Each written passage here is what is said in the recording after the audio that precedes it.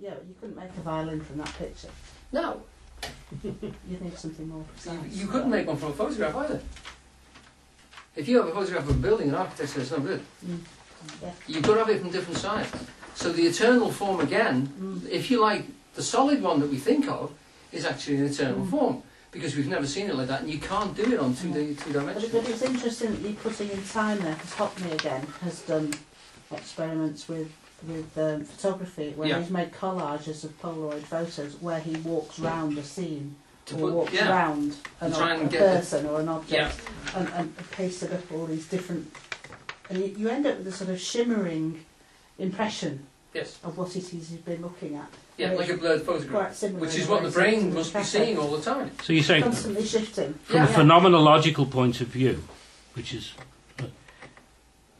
the violin in my consciousness isn't an idealized Platonic violin, it's a group of fractured images. And so, as it were, Picasso is attempting to present the phenomenological violin as opposed to a... No, this is me saying that, Bob. Picasso never talked about his pictures like that at all. Well, no, okay, I'm sorry. Yeah, I get you. And I'm saying that what, if you like, has happened is that by looking so hard over a long period of time, and the whole concept of representing something in two dimensions fragments for him. Yeah. And what he's doing here is he's actually recording, if you like, as the Egyptians did, the most recognizable forms of it, which he's seeing. We create the violin inside our head out of flat images. Yeah. And it's that, what it is that puts it together. Searle does it with a melody and with a sentence. We're putting the thing together. We're holding across time, because that ideal world that we have inside our head is a time-based one. It isn't just made of images, and it isn't just made of sounds, is what I'm saying. Are we okay with that? Right, just let me give a resume of where I am. Right, okay, what I want you to do just before we move on is to talk about what Eugene does with the reductions, because he actually draws the hand, the mnemonic of the hand, which is very important. An Egyptian hand, that's it. It's an Egyptian hand. It's like a marigold. No, sorry. It does look like a marigold. Sorry. Yeah, the Homer Simpson marigold book. What he does is he says, we haven't done the other two reductions, have we? Which is before we go on. Right. There's another reduction after the structural reduction of taking away all the psychological hoo-ha associated with all the forms in your mind. You then come to the state where you can actually do a transcendental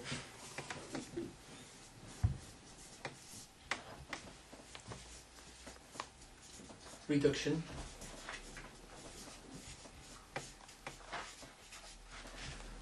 Which Eugene says is that. The Purusha. Because what you then do is, when you realise that all these forms are animated by memory and association with them, you can then shift them by reducing it again, allowing that to subside, and just watching them as forms.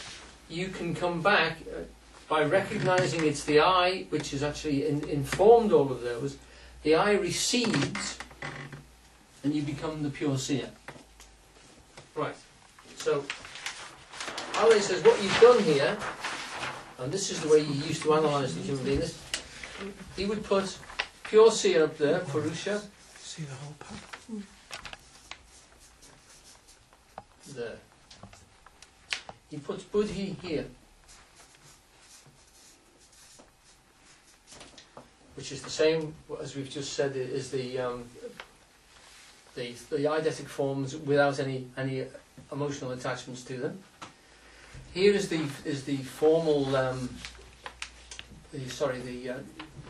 the time-based ones, which are to do with having the structure in them. And these are the pure sense data coming in.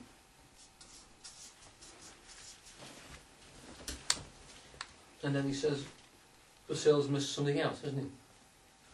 Emotion. Okay? Yeah. And we'll just talk about that after the break. Right. Okay, I'm going to bring you back to the talk now.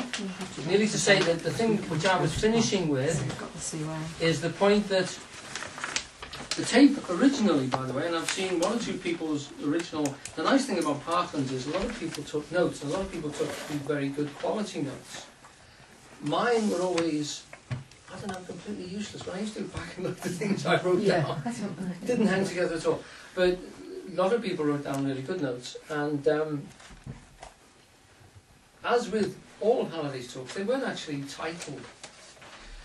He'd start talking, and if you've been on the website or you've got any of the tapes, you'll know that somebody, I think it was Richard Milligan with the early tapes, tried to form what could possibly be the title of this talk, because people were asking questions, writing questions on bits of paper and handing to him.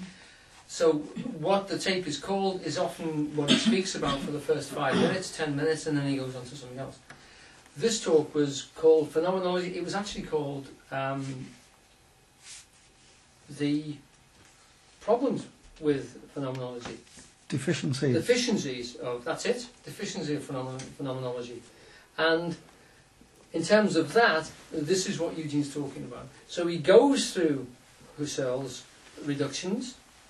He presents the world. He doesn't use that, by the way. That's something I put on. He uses that in different tapes and in different areas to discuss the same concepts.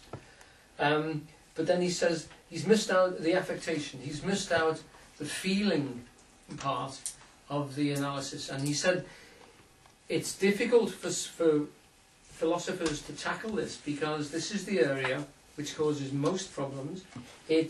The thing which actually sticks ideal forms together. It makes the world go round. It also makes the world crash and burn as well.